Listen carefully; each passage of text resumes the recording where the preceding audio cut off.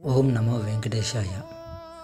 ఈరోజు మనం పశ్చిమ గోదావరి జిల్లా జంగారెడ్డిగూడెంలోని శ్రీ గోకుల తిరుమల పారిజాతగిరిలో వెలిసిన శ్రీ వెంకటేశ్వర స్వామి ఆలయం గురించి తెలుసుకుందాం.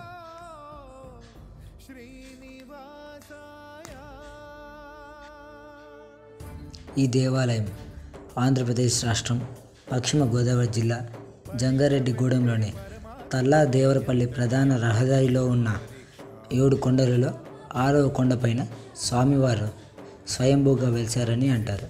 ఇక్కడ స్వామికి కుడి భాగంలో పద్మావతి దేవి, ఎడమ భాగాన గోదాదేవి, మిగిలిన భక్తులందరూ అంటే ఆల్వారచారులు కొలువై కనిపిస్తారు.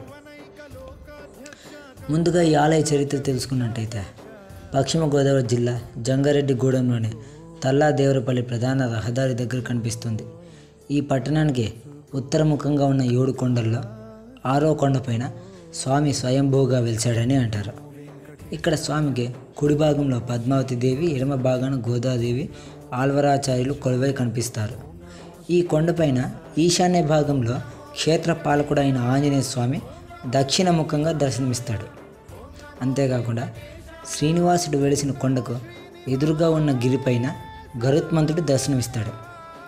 ఈ కొండ దిగువన గోకుల ఉద్యానవనం ఉంది.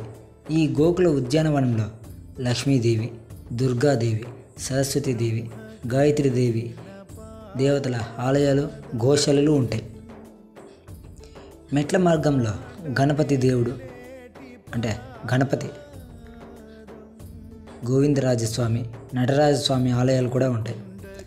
ఇక్కడ ఉన్న మెట్ల మార్గంలోనే ఆలయాల వద్ద రాయి పేర్చి గూడులా కడితే చాలా తక్కువ సమయంలోనే ఎంతోమంది భక్తులు సొంత ఇంటి కళ నెరవేరుతుందని భక్తుల నమ్మకం.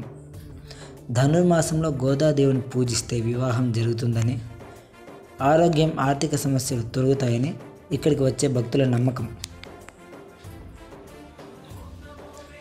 ఆలయం చుట్టుపక్కల పారిజాత వృక్షాలు ఎక్కువగా ఉండడం వల్ల ఈ గుడికి తిరుమల పారిజాతగిరి అనే పేరు వచ్చిందని చరిత్ర చెబుతోంది.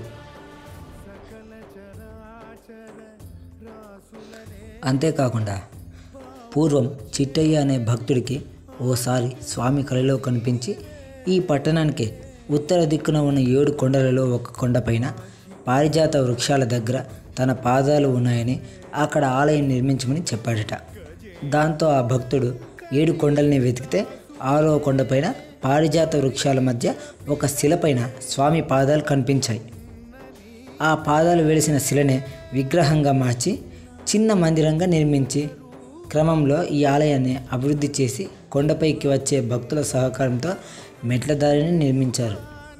ఈ ఆలయం పరిసర ప్రాంతాలు పాడి పంటలతో అలరారుతుండడం వల్ల ఈ ప్రాంతంలో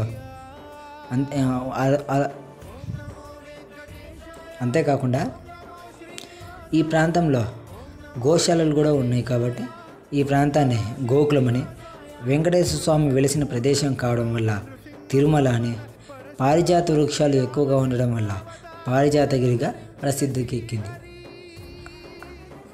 అదే గోకుల తిరుమల పారిజాతగిరి. ఇక్కడ స్వామివారికి జరిగే పూజా కార్యక్రమాల గురించి తెలుసుకున్నట్లేదు.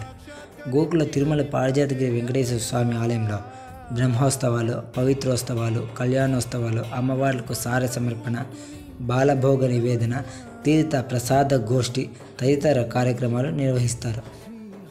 ఈ క్షేత్రానికి ఎలా చేరుకోవాలంటే ముందుగా మనం ఏలూరు లేదా రాజమహేంద్రవరానికి రైల్లో వస్తే అక్కడి నుంచి 60 కిలోమీటర్ల దూరంలో ఉన్న జంగారెడ్డిగూడెం పట్టణానికి బస్సులు, ప్రైవేట్ వాహనాలు కూడా ఉంటాయి.